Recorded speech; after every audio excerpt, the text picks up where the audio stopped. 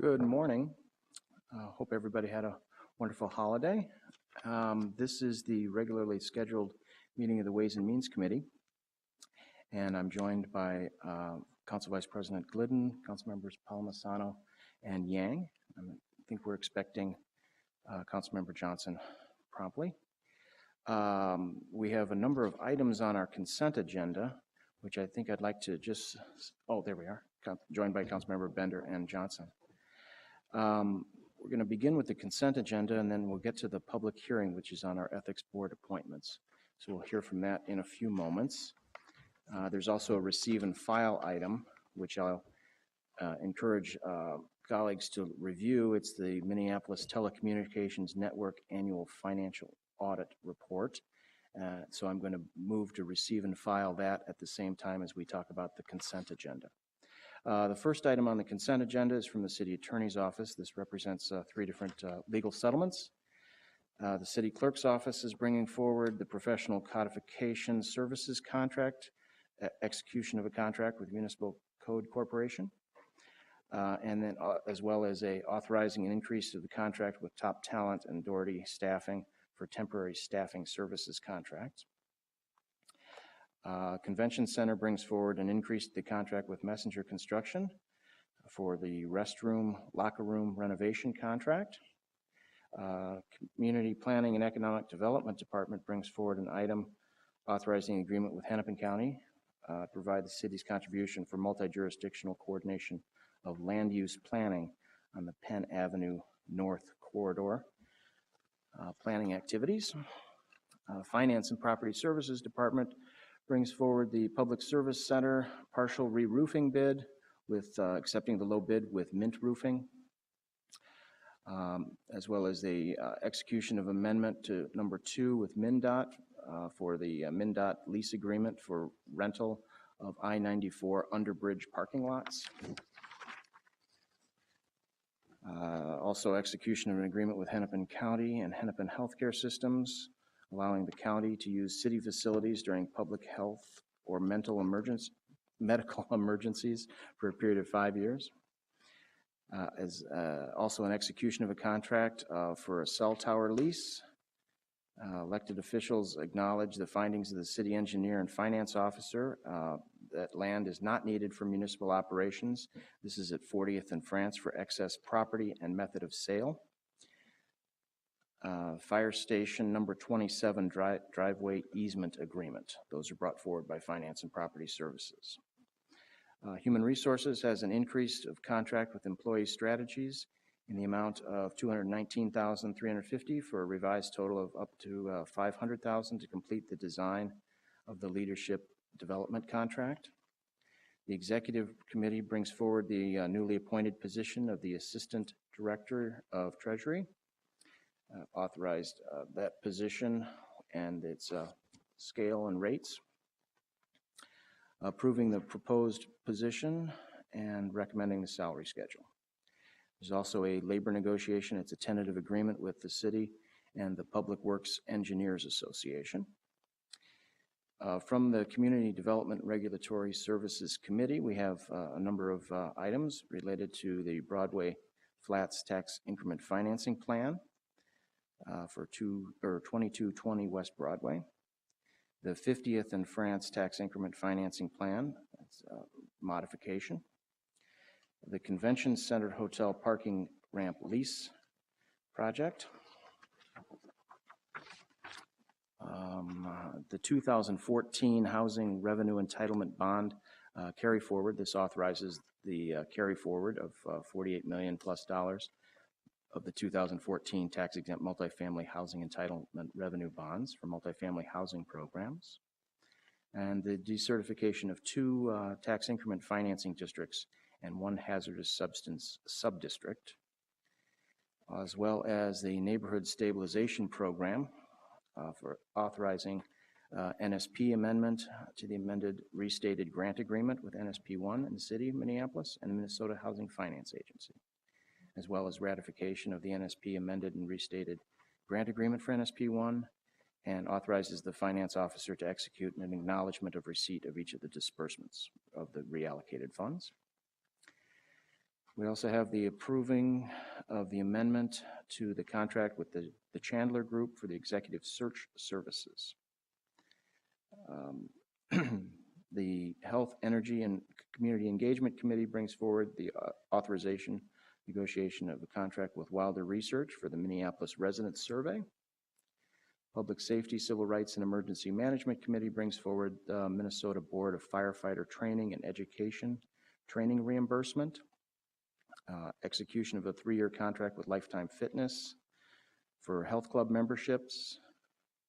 The 2014 Minnesota Department of Public Safety Urban Area Initiative Grant, authorizing that acceptance, and authorizing the acceptance of a grant award for Homeland Security Emergency Management 2014 Mass Care Award. Transportation and Public Works has a series of capital closeouts, various projects. And the 24th Street East and Snelling Avenue Street Reconstruction and Street Lighting Project, Doltz King Duval Anderson Contract Amendment. This extends the expiration of the master contract with TKDA for parking ramps, Skyway mechanical and electrical improvement projects. The Street Resurfacing Special Assessment Appeal, and authorize an extension of the term of the master funding agreement with Metropolitan Council for the Nicollet Central Modern Streetcar Project from December 31st of this year to December 31st of 2015. Also accepting the single bid of Jeans Water and Sewer for an estimated annual expenditure of $175,000, and acceptance of the low bid of Infrastructure Technologies for small diameter sanitary sewer system cleaning project. I'd also like to take this opportunity to talk about the receive and file item that I mentioned earlier from Minneapolis Telecommunications Network Annual Financial Audit Report.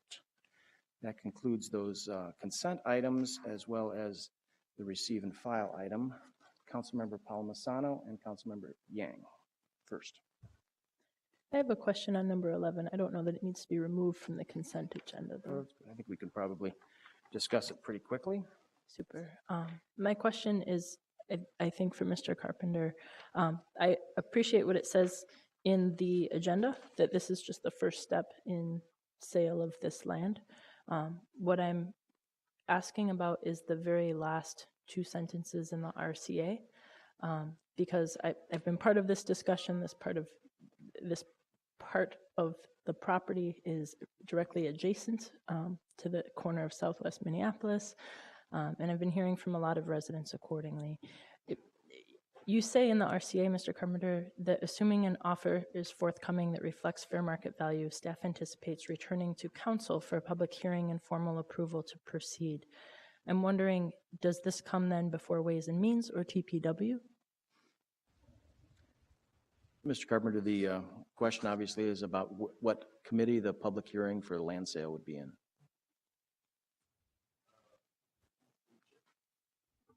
Mr. Chair, Councilmember Palmisano, I don't know specifically. I would expect it probably to come to Ways and Means. It may go to CD as well, which is where we handle most of our land sales, but those are development properties. So the more I think about it, I don't know I would guess it'd be Ways and Means.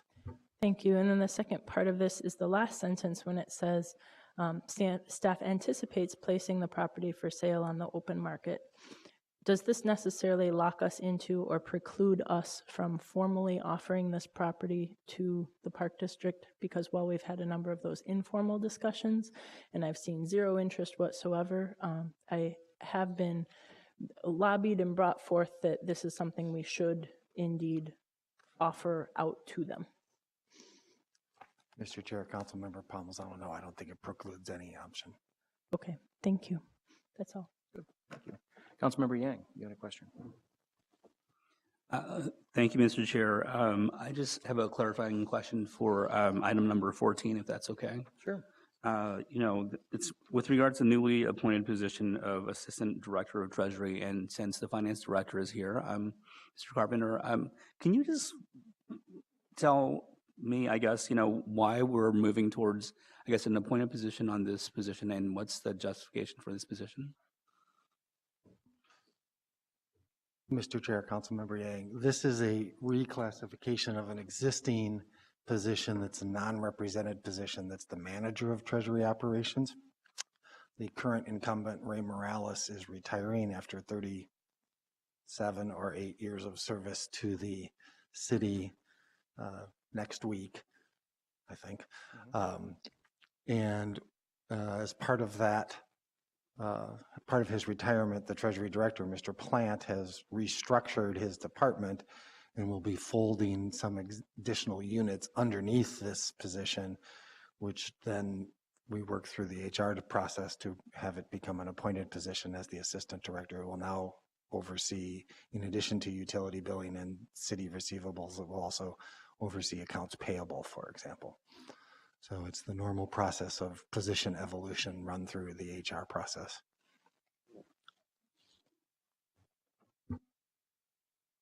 Does that answer your question, Councilmember, or you still have the floor? Okay. On those consent items as outlined and the receive and file, all those in favor, please say aye. Aye. And opposed? Those items carry. Thank you very much, which allows us to go to the public hearing, which is from the City Attorney's Office. We're having a public hearing on the Ethics Board appointments. Ms. Trammell, can you introduce this topic for us?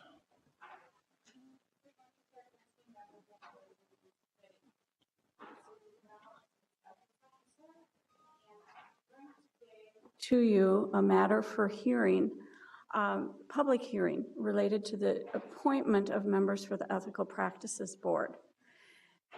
The appointing panel, consisting of the Dean of University of Minnesota Law School, the Dean of St. Thomas Law School, and the Chief Judge of Hennepin County, make the decision on who to appoint to the Ethical Practices Board. But as part of the process, they are required to have a public hearing with the city before the Ways and Means Committee prior to finalizing their appointment recommendations.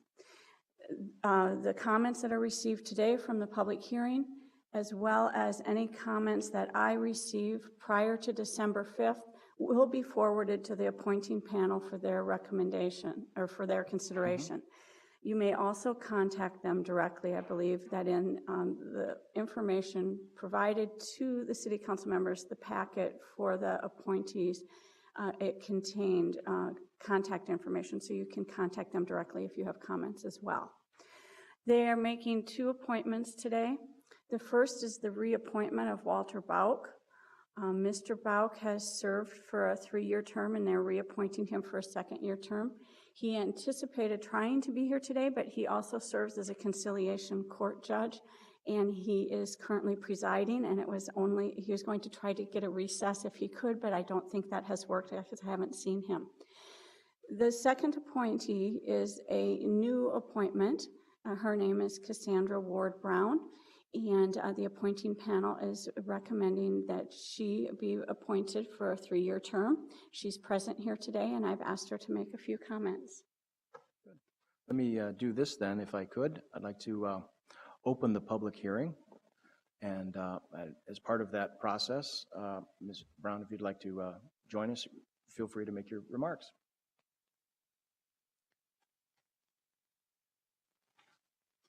Thank you. Good morning, Mr. Chair and council members. My name is Cassandra Ward Brown, and I am an attorney in the city of Minneapolis. I'm also licensed in Georgia. I've been practicing for nearly 20 years, and as part of my service as an attorney, as well as a citizen of the city of Minneapolis and the state of Minnesota, I have made it a great part of my activities to participate in boards such as the Ethical Practices Board. I served on the 4th Judicial District Ethics Committee for 6 years, and I'm finishing a 6-year term on the Lawyers Professional Responsibility Board come January. And I sought out another opportunity to serve, and that would be on this Ethical Practices Board. And I look forward to the opportunity to continue to serve. As part of my professional practice, I have conducted investigations prior to becoming an attorney as a military police captain I conducted investigations. As an attorney, I also conducted investigations as part of my litigation practice in the areas of harassment and discrimination, as well as code of conduct, fraud, waste, and abuse.